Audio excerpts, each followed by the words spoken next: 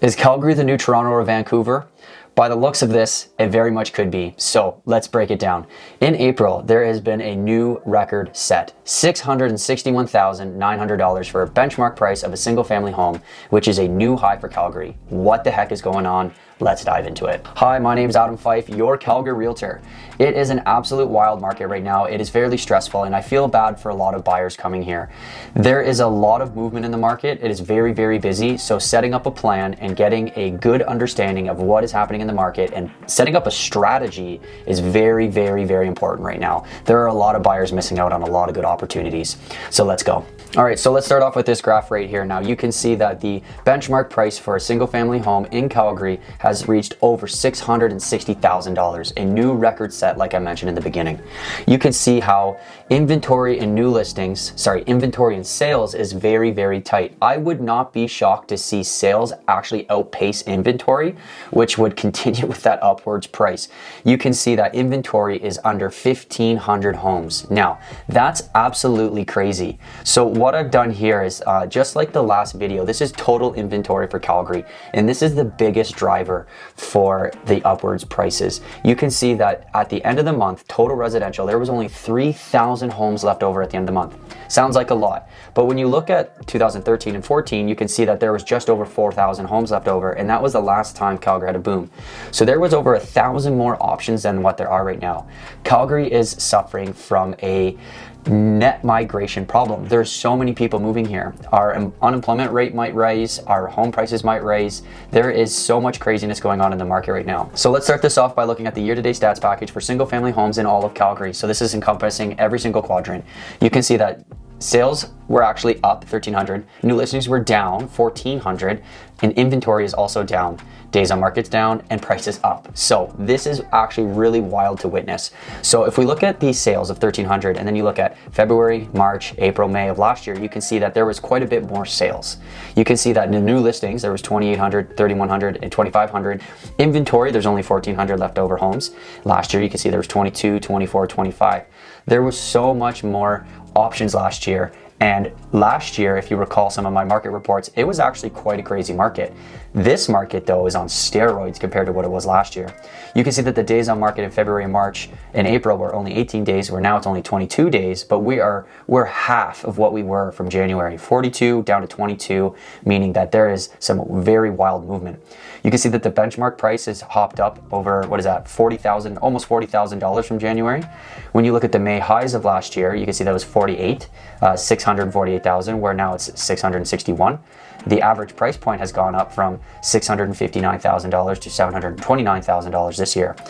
So the biggest thing going on right now is the lack of new listings, just the lack of homes coming on the market. If there were thousands of homes that wanted to go up for sale and they did go up for sale, it would hopefully offset the amount of buyers interested. But because there's so little new listings coming on the market, 2, 3, 4, 5, 6 offers on properties, unconditional offers. It's crazy. It's really, really crazy to witness, and it's a very stressful time. So let's continue this on. Now, this graph here is a breakdown of every quadrant of Calgary. Again, only single family homes. So if we start from the left, you can see that these are the sales, these are the new listings, and then this is the sales to new listing averages. You can see on the average is about 88%. So a lot of places are reaching 90 and above. Now, the inventory levels are here and the months of supply levels are here. You can see that the average months of supply is about 1 month. So if no new listings came on the market and all of the buyers soaked up the product, it would only take 1 month, which is very clearly a seller's market, meaning the seller has a lot of power in the negotiation. So moving along, you can see that this is the benchmark price for each individual quadrant. Now, the year-over-year changes, which is crazy to say because I was actually talking about that we might see negative percentages, but you can clearly see places like Northwest and West seeing over 4% increase. And here's the month over month. So I didn't actually write in the price points increase from the month prior. So in post, I will make sure to add all of these prices here. So if you have any questions about these quadrants, please let me know because it's just taking off. So an important step into figuring out what your strategy is figuring out what is the most active price point. So this graph here, you can see that last year, the yellow bar, everything trumped this year, but you can see that it is pretty evenly distributed between 5, 6, and then 700 to 900,000. So there's really no more $300,000 homes. The $400,000 homes have greatly declined compared to 2021, where you can see that the $400,000 homes really took over the market. And yeah, there's really not much else to say in this graph, to be honest with you. It's just really important to know what is going on in those price points. So when we move along, we can see that this is total sales. So total sales is actually at the 10-year average, really declined from 2021 and 2022. I would argue that if there was more new listings that came on the market, then the sales would greatly increase and the price point wouldn't have increased rapidly. But if we look at this graph, you can see that the sales compared to 2009 to 14 is still actually more than what they were in years past. So just looking at this stat alone doesn't really paint a picture. You have to look at new listings. Now, new listings here, this is only going to go back to 2013. You can see that it's well below the 10-year average. Maybe not well below, but it is below. You can see that 2013, 14, 2021, and 2022 took over new listings year to date compared to what we're dealing with now. And then this graph going back 2009, you can see just how much it has decreased since 2009, 10, 18, 19. Like, it is absolutely crazy. Like, we need more homes on the market because this inventory level is so low. Now, I do want to touch on this months of supply real quick. That on the left-hand side, you can see that the months of supply in each individual quadrant, you can see that places like southeast, south, northwest, north, and east are all below 1 month of supply. So realistically speaking, if you're a buyer, it is so important to create a plan, create a strategy. Like, talk to your realtor, ask them, what is your plan? When a home comes on the market, are you doing a CMA? Are you writing a letter? Are you going in above ask price? Are you going unconditional? Are you, not doing a property inspection? Whatever the plan is, set up a plan, because if you need to make sure that you're getting in there quick and getting in there with favorable terms and actually absorbing this market, because I don't really think it's going to slow down anytime soon. Calgary's economic is still quite strong, but you do hear all of these rumblings about, the banks closing in the US and things happening in Canada, and there's a recession on the horizon.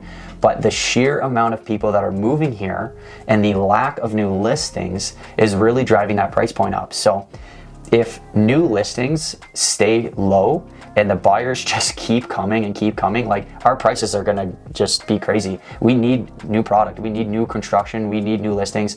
There are just so many things that Calgary needs right now to slow this down, but I don't see it happening. So I'm gonna end it off with this. This is the price change chart. The red line is the benchmark price.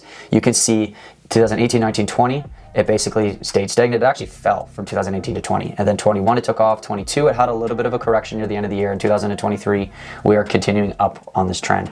I don't see it slowing down. If you have any questions about this, I feel very bad for buyers right now. I really do. I think that it is very stressful. It's annoying as a realtor. People think that it's fun for real estate agents. It's not. There's a lot of professionals involved at the end of the day that are also stressed out: mortgage brokers, property inspectors, condo document reviewers. Having such a crazy busy market like this is nuts. It's crazy. So set up a plan. Make sure that you build your team. Who are you using as your professionals that are going to help you out with this transaction? Even for sellers, right? For sellers, what's your plan? What's your price point you're going at? You don't want to be greedy, but at the same time, you don't want to undercut yourself and then have too many people coming through your property. So it's very, very, very important to set up a plan. So if you want to talk about it, go ahead. My Zoom link is in the description and let's talk about it. So thank you very much for watching the video. We'll see you on the next one. Peace.